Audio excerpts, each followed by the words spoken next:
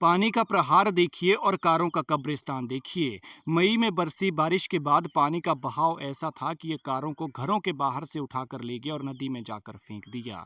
कुछ गाड़ियां पानी के साथ बहती हुई नदी तक चली गई हैं तो कुछ मलबे में दब गई हैं और पूरी तरह से इस मलबे ने इन गाड़ियों को अपनी चपेट में ले लिया है। और देख सकते हैं आप कि किस तरह से स्कॉर्पियो, बोलेरो, लाखों करोड़ों की गाड़ियां जो पहाड़ों पर सरपट चढ़ती हैं वो कैसे इस मलबे की चपेट में आई हैं और कुछ ढांकों पर लुढ़की हुई हैं। देख सकते हैं आप, अंदाज़ा लगा सकते हैं कि कितनी भयंकर बारिश हुई होगी, कितनी तबाही हुई होगी जब ये बादल फटने के बाद इस तरह की ये घटना पेश आई है। तस्वीरों में आप देख सकते हैं कि किस तरह से ये गाड़ी पत्थर पर अटकी हुई है। शिमला के रामपुर के निरमंड के जगातखाना की ये तस्वीरें हैं जहाँ बीते रोज़ बादल फटने के बाद भयंकर तबाही हुई और जब ये तबाही थमी तो उसके बाद फिर तबाही के निशान नज़र आ रहे हैं। और ये निशान किस तरह से हैं ये देख सकते हैं आप, जैसे कारें नहीं ये कबाड़ हो। पानी के बहाव के साथ 5 गाड़ियां बहकर सतलुज नदी किनारे पहुंच गई है, जबकि कई गाड़ियां मलबे में दब गई हैं और कई जो हैं वो सड़क किनारे ढांक पर लुढ़की हुई हैं। भारी बारिश के बाद जगातखाना नाले में अचानक पानी का स्तर बढ़ गया और इससे नाले में खूब तबाही मची।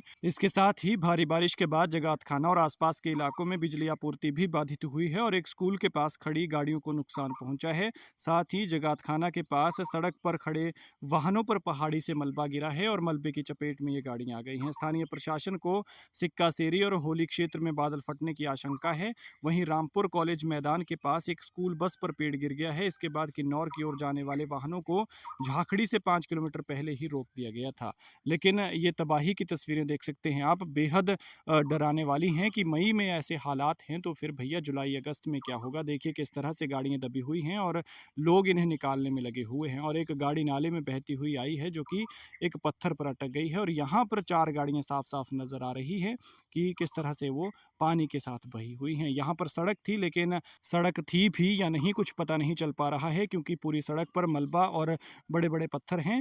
सड़क का एक बड़ा हिस्सा यहाँ पर भारी मलबे की चपेट में आ गया है जिससे यातायात भी बाधित हो गया था और यहाँ पर जो है नाले में ऐसा बहाव आया कि जो यहाँ पर गाड़ियाँ खड़ी थी ये नाला उस अपने रास्ते में आ रही गाड़ियों को पानी के साथ बहाता हुआ नीचे तक ले गया और गाड़ियाँ जो है वो कुछ ढांक पर अटकी हुई हैं। तस्वीरों में आप देख सकते हैं शिमला के रामपुर के निरमंड के जगातखाना की ये तस्वीरें हैं जहाँ बीते रोज़ बादल फटा और तबाही हुई। तबाही के बाद के निशान ये देख सकते हैं आप कि किस तरह से घरों के बीच से, रिहायश के बीच से बहता हुआ नाला आया और उस नाले के साथ यहाँ पर गाड़ियाँ बहती हुई चली आई।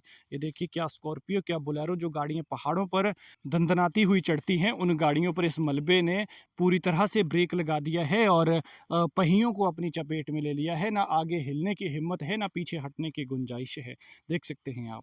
तस्वीरों को ज़्यादा से ज़्यादा शेयर कीजिएगा ताकि जानकारी ज़्यादा से ज़्यादा लोगों तक पहुँच सके और आपके इलाके में मौसम का क्या हाल है ये कमेंट में बताएँ क्योंकि मौसम विभाग ने अभी अगले कुछ दिनों के लिए ख़राब मौसम रहने का अलर्ट जारी किया है।